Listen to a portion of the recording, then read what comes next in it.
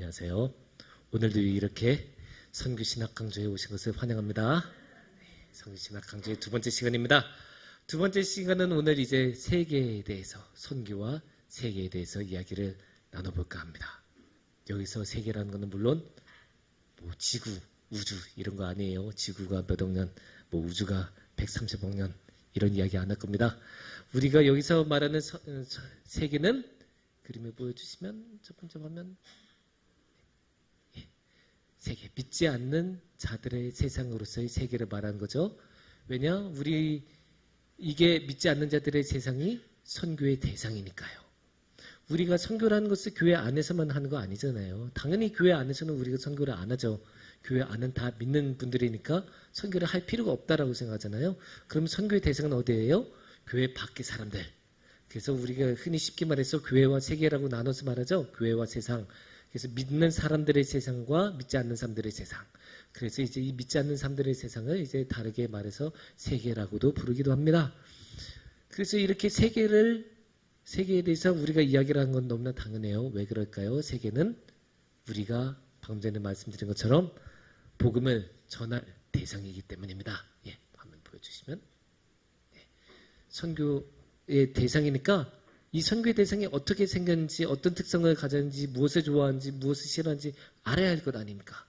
아니, 우리가 쉽게 말해서 사업 하나 작게 시작하더라도 그 동네에 그 분위기가 어떤지 다 조사를 하잖아요. 편의점은 몇 개 있고, 주유소는 몇 개 있고, 버스 정거장 몇 개 있고, 이런 거 다 조사를 하잖아요. 당연히 뭔가를 시작하기 전에는 시장 조사를 한 건 너무나 당연한 거예요. 그러면 우리도 선교를 가기 전에 그 선교의 대상이 어떻게 생겼는지, 선교의 대상인 세계는 어떤 특성을 가지고 우리가 무엇을 조심해야 되고 무엇을 신경 써야 되는지 그런 거에 대해서 알아가는 것은 너무나 당연할 것입니다. 그래서 이제 그런 의미에서 우리가 선교의 대상인 세계를 알아보려고 합니다. 그렇다면 오늘날의 세계는 어떻게 생겼고 어떤 모습을 가지고 있을까요? 사실 너무나 많은 것을 이야기할 수 있죠. 왜냐하면 세계는 우리가 살아가는 세상 전부를 포함하고 있으니까 말하기 시작하면 끝이 없을 거예요. 그래도 우리가 그렇게 끝없이 많다라고만 말하면 아무것도 말을 할 수가 없으니까 그래도 이제 한 가지로 이야기하자면 옛날 추억부터 한번 생각해 보겠습니다. 우리 권사님들, 집사님들, 장로님들 옛날에 성탄절 되면 무엇을 하십니까? 예, 성탄절 하면 이것부터 했죠? 새벽송, 집집 돌아다니면서 새벽송 하셨잖아요. 그리고 또 우리가 옛날에 많이 한 게 무엇입니까? 학교 앞에 가서 애들아 교회 나오렴 하면서 이제 사탕 하나 주면서 이제 그렇게 교회로 전도하고 이런 거 많이 했어요. 하지만 오늘날 요즘에는 이거 해도 돼요? 안 돼요? 안 돼요. 예, 다 너무 잘 아시네요.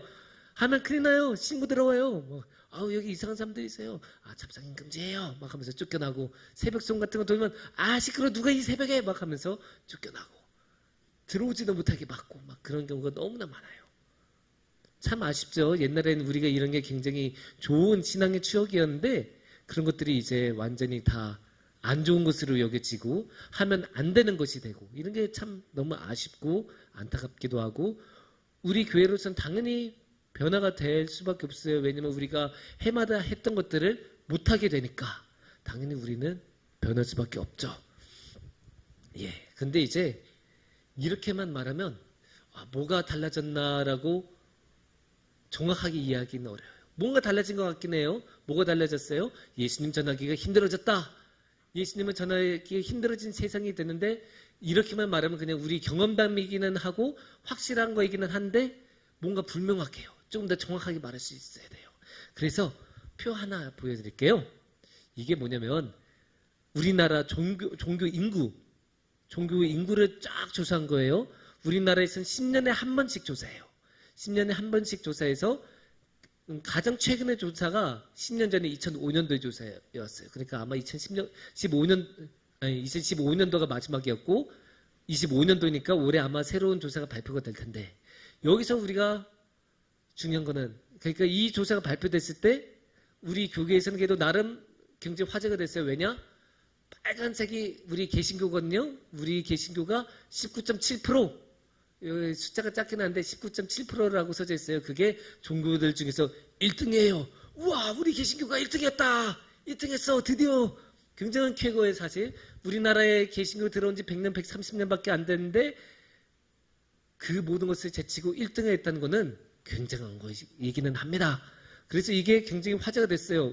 왜냐면 특히나 교인들의 수가 줄어들고 있는 것 같은데 라는 이야기가 많이 나오는 시점에서 이런 통계가 나오니까 굉장히 이제 화제가 됐죠. 물론 이제 저 통계는 이제 의심하는 분들이 많아요. 이게 정말로 제대로 된지 현실에 반영한지 모르겠다라는 사람도 많고 저거 이단도 다 포함이 된 거 아니냐라고 말하는 사람도 많고 하여튼 이야기는 많지만 그래도 화제가 된 것은 분명합니다. 하지만 사실 방전의 표에서는 우리가 진짜로 주목해야 되는 부분은 따로 있어요. 그래서 다음 표를 보여주시면 이 부분이에요. 종교 없음. 종교 없음 부분이 얼마예요? 56.1%. 우리나라에서 종교에 관한 연구를 시작한 지 처음으로 종교 없음으로 말하는 인구가 과반을 넘었어요.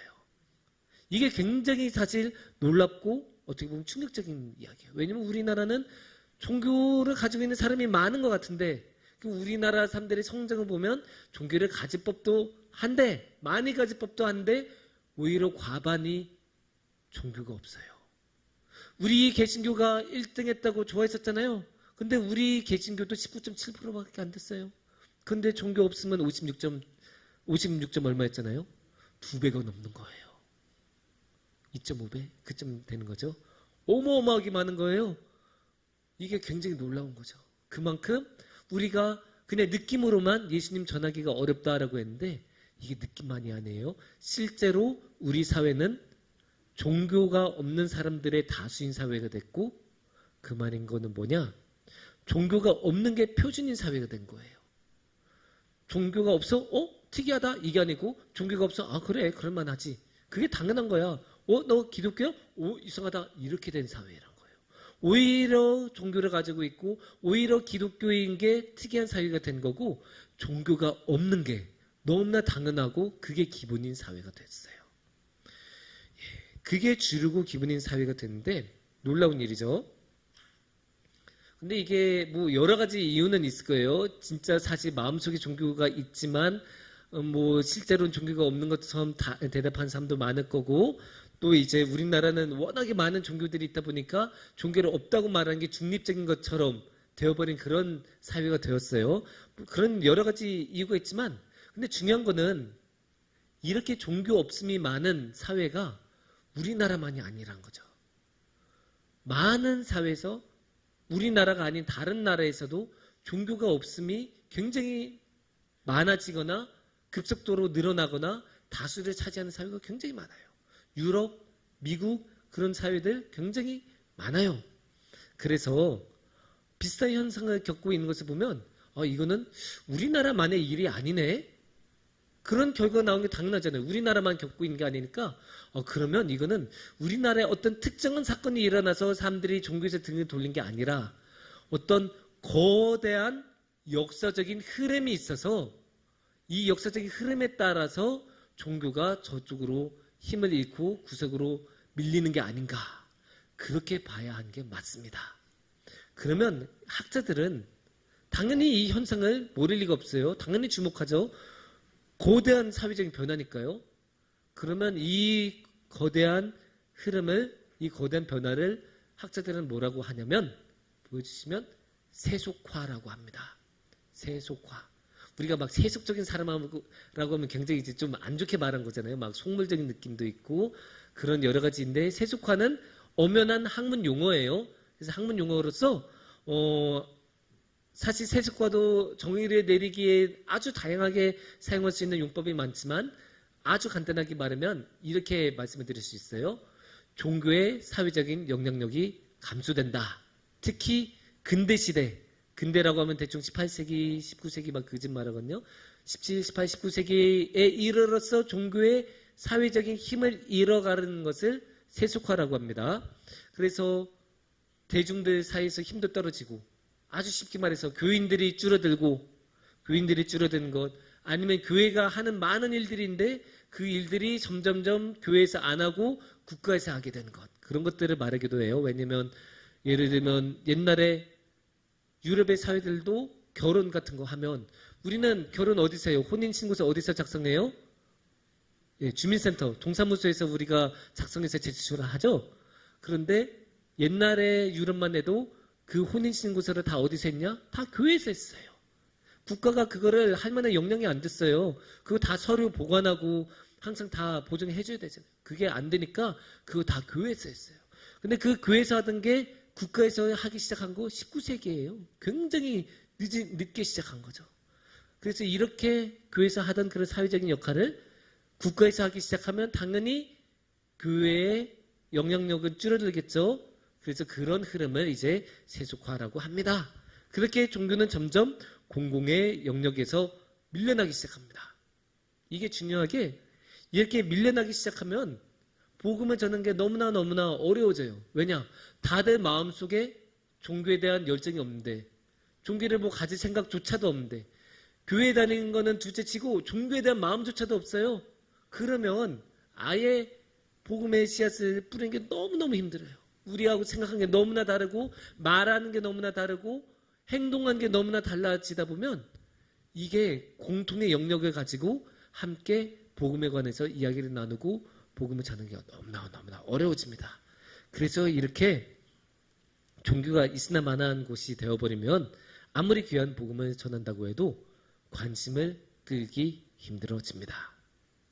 근데 이제 이게 세상이 가지고 있는 하나의 측면이고 또 다른 측면이 있어요. 그래서 세상이 세속화된가? 라고 말하면 그렇게 쉽게 예스라고 말하기 어려워요. 왜냐? 사진 보여주시면 이게 뭐인지 아시겠습니까? 아이고 제가 사진을 너무 작은 사진을 사진은 큰데 너무 작게 갖다 붙였네요. 이게 어떤 사진인지 혹시 아시겠어요? 보기 힘드시죠? 저 사진 가운데 무슨 검은 거 있잖아요. 그게 검은 돌이에요.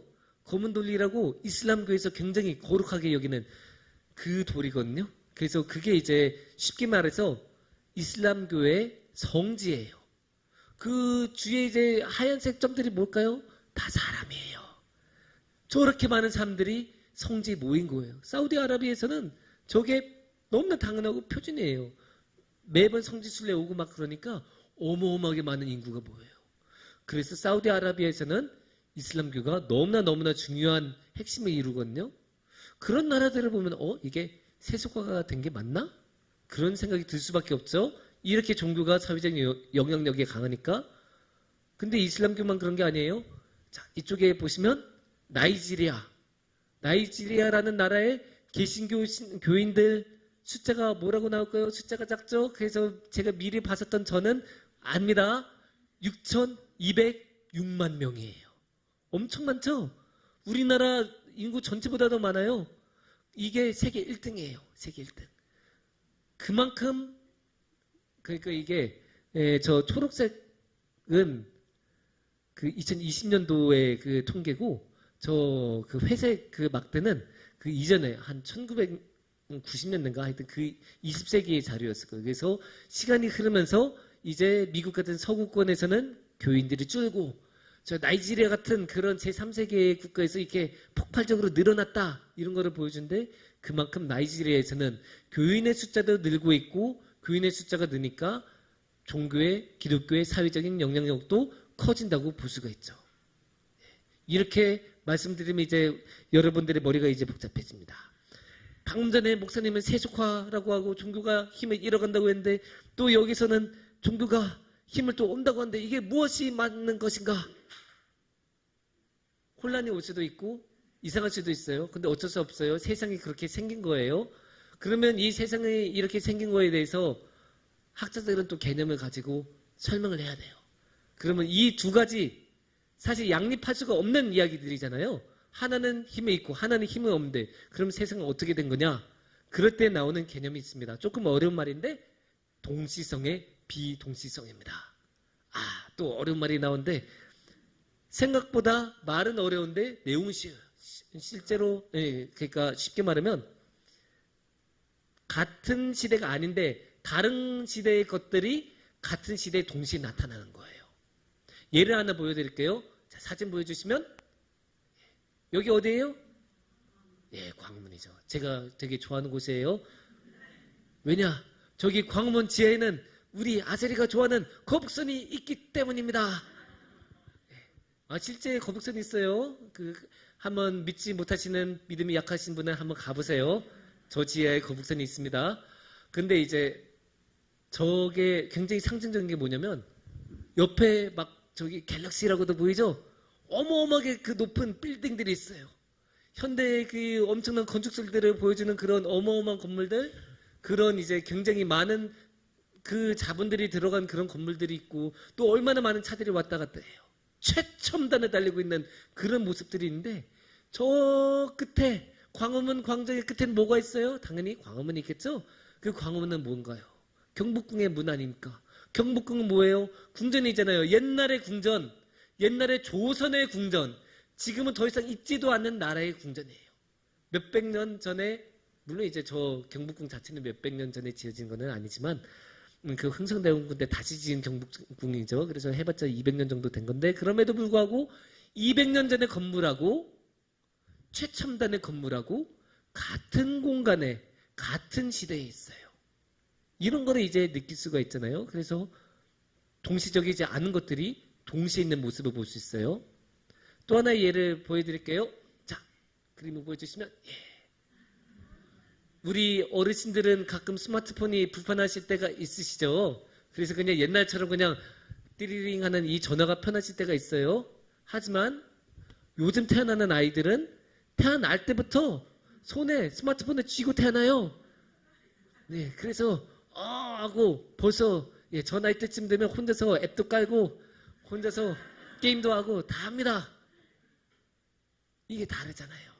완전 옛날식 커뮤니케이션 방식인 전화가 편하신 분들도 있지만 태어날 때부터 IT의 최첨단인 스마트폰으로 살아가는 사람들도 있어요. 이런 게 동시적인 시점에 나타난 비동시적인 것. 그래서 동시성의 비동시성, 비동시성의 동시성이라고 말을 합니다. 이런 것들을 이제 그래서 세속화에도 적용을 할 수가 있죠. 그렇게 되면 최첨단으로 나아가서 세속화로 나아가는 그런 국가들도 있지만 옛날 스타일대로 남아있어서 이 세속화가 아직 힘을 발휘하지 못하는, 그래서 종교가 여전히 힘이 강한 그런 나라들도 있다. 그렇게 보면 이제 세계가 어떻게 흘러가는지 볼 수가 있겠죠. 세상의 어떠한 부분들은 이제 세속화로 종교가 없는 세상으로 나아가려고 하지만 세상의 또 다른 부분은 아직 우리는 거기까지 가고 싶지 않아 라고 하는 그런 나라들도 있습니다. 보통 자본주의가 많이 발전이 될수록 세속화로 가는 경향이 있어요.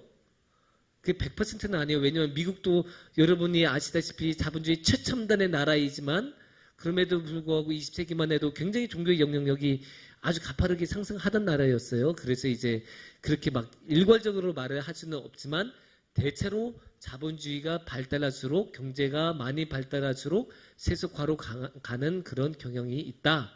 그렇게 볼 수가 있습니다. 근데 이제 이렇게 세속화라고 하면 이제 세상이 어떠한 상태인지를 보는 거죠. 그리고 다르게 보면 세상이 우리 종교를 어떻게 보는지, 세상이 교회와 복음을 어떻게 보는지의 이야기입니다. 그러면 이제 우리는 또 반대로 볼 수가 있죠. 우리도 그들을 볼 수 있잖아요. 그들이 우리를 보는 것처럼 우리도 그들을 볼 수가 있고 우리도 교회도 세상을 볼 수가 있어요. 그러면 세상은 교회를 어떻게 볼까요? 세상은 교회를 어떻게 봐야 할까요? 거기에 대해서도 우리가 이야기를 나눠볼 수 있는데 그거를 이제 복음과 문화의 관계로 이야기를 할 수가 있어요. 이제 니버라는 이제 그 유명한 신학자가 이제 5가지로 말했지만 5가지 다 이야기하기는 재미가 없으니까 3가지만 간추려서 이야기를 하지만 첫 번째는 복음과 문화가 친한 관계입니다. 그래서 문화의 복음이라고도 이야기를 하는데 문화하고 복음이 친밀해요. 그러니까 복음이 교회가 복음에 맞춰주려고 하는 거고 맞춰서 같이 가라는 거예요. 그래서 국가와 함께 가는 교회, 가장 대표적으로 군목 제도가 있잖아요. 우리 군대 다 이제 군목 목사님들이 활동하시면서 거기서 예배드리고 세례도 베풀고 그렇게 하잖아요. 근데 사실 군대에서는 굳이 받아들일 필요가 없거든요. 교회를. 왜냐면 꼭 필수적인 건 아니잖아요. 없어도 잘 돌아가요. 그럼에도 불구하고 맞춰서 같이 갑니다. 그래서 이제 교회가 그렇게 국가에 그렇게 맞추는 모습을 이제 볼 수 있는 거예요. 그렇게 이제 함께 가는, 그래서 이제 문화의 흐름에 따라가는 교회, 맞춰주는 교회라는 식으로 생각해 주시면 될 겁니다. 두 번째는 이제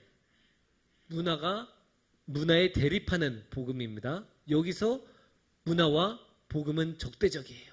그러니까 복음은 항상 문화를 경계하고 문화에 대해서, 세상에 대해서 위험하다는 것을 느끼고 위협을 느끼고, 그래서 이제 항상 싸울 준비가 되어 있는 저 악한 세상에 대비하여 우리 선한 교회는 주님의 길을 올바로 따라가야 한다. 이런 식으로 우리 자주 이야기하지 않습니까?